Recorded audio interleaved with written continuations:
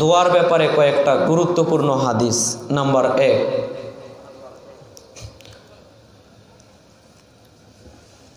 আবান ইবনে ওসমান রাদিয়াল্লাহু তাআলা আনহু বলেন, রাসূল সাল্লাল্লাহু আলাইহি ওয়াসাল্লাম বলেছেন, কোনো মানুষ যদি সকালে 3 বার এই দোয়াটি পাঠ করে, কোনো মানুষ যদি সন্ধ্যাবেলা 3 বার উক্ত দোয়াটি পাঠ করে, তাহলে হঠাৎ কোনো বিপদ আপদ তাকে স্পর্শ করবে না। সুবহানাল্লাহ। বুঝাতে পারলাম না?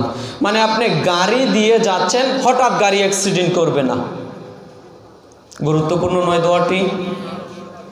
আপনি এখানে বসে আছেন, হঠাৎ বাসটা পড়ে আপনার মাথা ফেটে যাবে, এরকম বিপদ আসবে না। এই সার্টিফিকেট আমি দিচ্ছি না ভাই, রাসূল সাল্লাল্লাহু আলাইহি ওয়াসাল্লাম স্বয়ং দিচ্ছেন। সুবহানাল্লাহ। মানে হঠাৎ আকস্মিক কোনো বিপদ আপনাকে স্পর্শ করবে না। একটি দোয়া যদি সকালবেলা পড়েন, তাহলে সারা দিনের ভিতরে হঠাৎ কোনো বিপদ আপনাকে বড় কোনো বিপদ স্পর্শ করবে না। আবার যদি এই দোয়াটি সন্ধ্যাবেলা 3 বার পড়েন, তাহলে সারা রাতের ভিতর হঠাৎ বড় কোনো বিপদ আপনাকে স্পর্শ করবে না। সুবহানাল্লাহ। এই দোয়াটি কে পারেন? কেউ আলেম ওলামা থাকলে বলিয়েন না, সাধারণ মানুষ। দোয়াটি হচ্ছে বিসমিল্লাহিল্লাযী লা ইয়াযুররু মা ইসমিহি শাইউন ফিল আরদ ওয়ালা ফিস সামাই ওয়া হুয়াস সামিউল আলিম।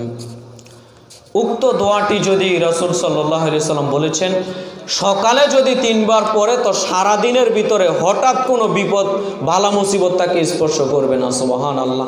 সন্ধ্যাবেলা পড়লে সারা রাতের ভিতরে হঠাৎ কোনো বিপদ আপদ তাকে স্পর্শ করবে না। সুবহানাল্লাহ। দোয়াটি কি ভাই মুখস্থ করার প্রয়োজন আছে না ভাই?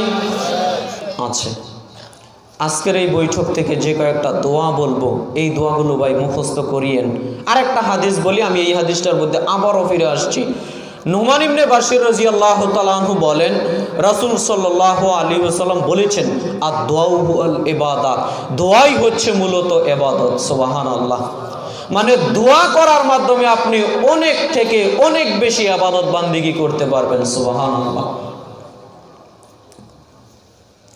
তো উক্ত দোয়াটি যদি সকালে 3 বার পড়েন, তো সারা দিনের ভিতর হঠাৎ কোনো বিপদ স্পর্শ করবে না।